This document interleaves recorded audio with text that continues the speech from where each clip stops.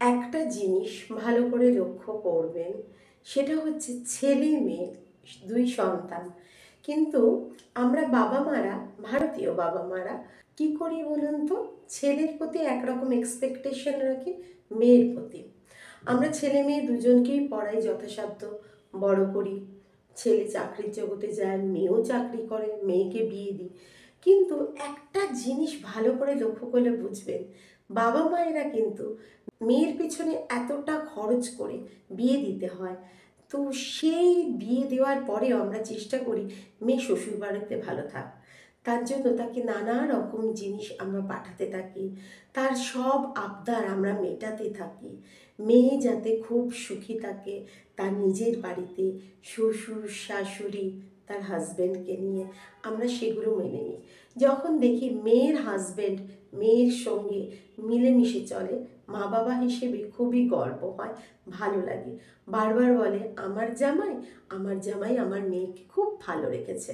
আমার মেয়ে মুখে কিছু বলতে হয় না, তার আগেই সব কিছু এনে দেয়। কি অদ্ভুত ব্যাপার!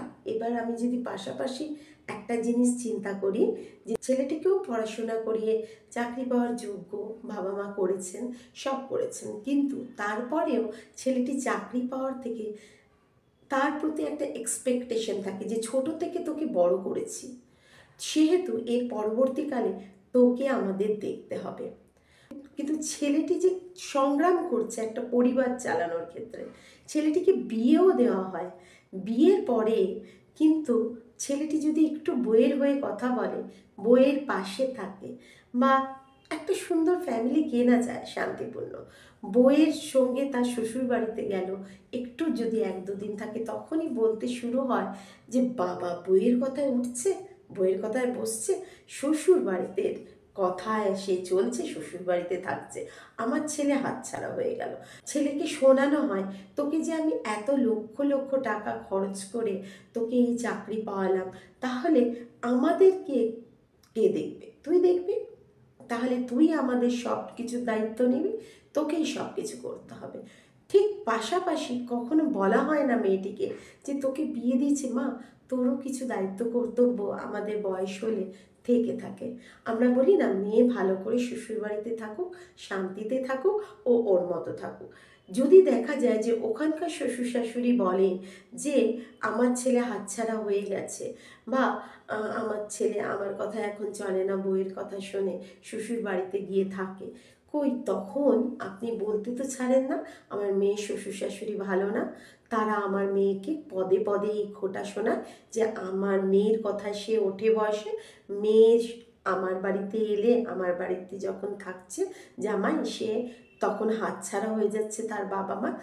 তাহলে বলি যে জামাই এলে কি আদর করা হয়, জামাই এসছে মানে বিশাল আদর, জামাইকে বসিয়ে রাখা, নানা রকম পদ করে খাওয়ানো, জামাইয়ের যাতে অসুবিধা না হয় এসি রুমটা ছেড়ে দেওয়া, জামাইকে ভালো করে রাখা। অপরদিকে যে বউটি এসছে, তাকে কিন্তু সকাল থেকে রাত অবধি ভীষণভাবে পরিশ্রম করতে হয়।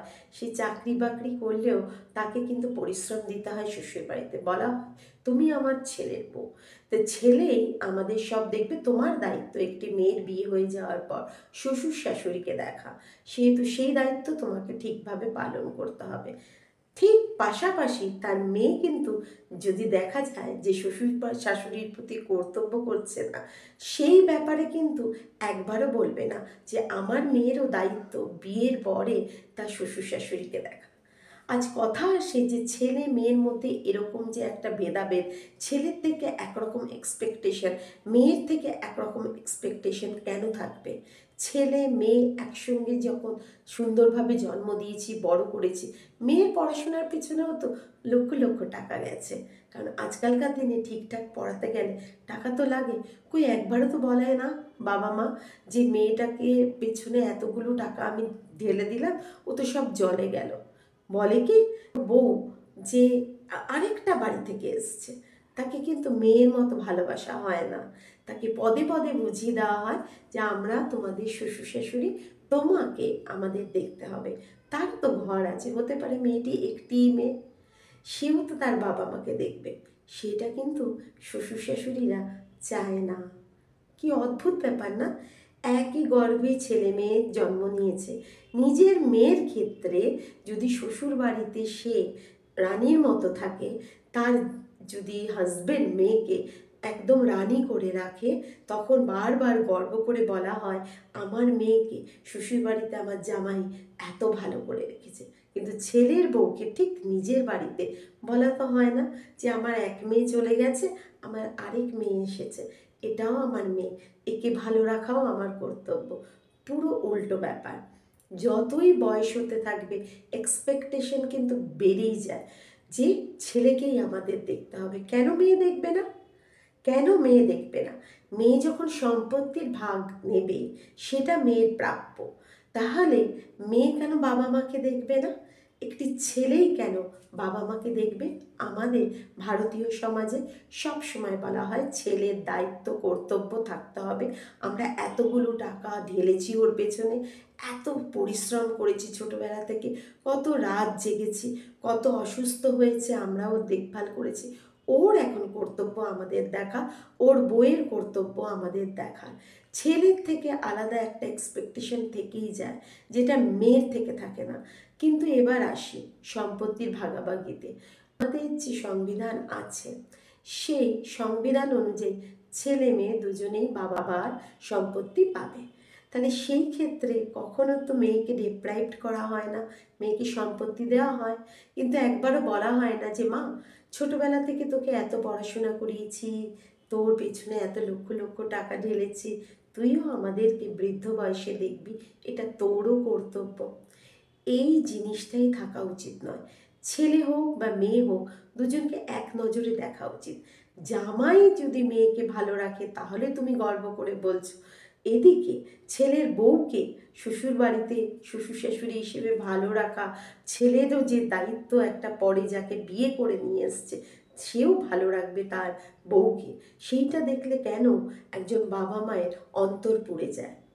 আজকে বউকেও নিয়ে আসা হয়েছে বাইরে থেকে, তাহলে ছেলে যদি তার বউকে ভালোবাসে, একটু রানীর মতো ট্রিট করে, তাহলে সেই ক্ষেত্রে গর্ব করে কেন বলবো না আমার ছেলেও না আমার বৌমাকে রানীর মতো করে রেখেছে, ভালোবেসেছে, ভালো রেখেছে, এতে আমরা খুব খুশি।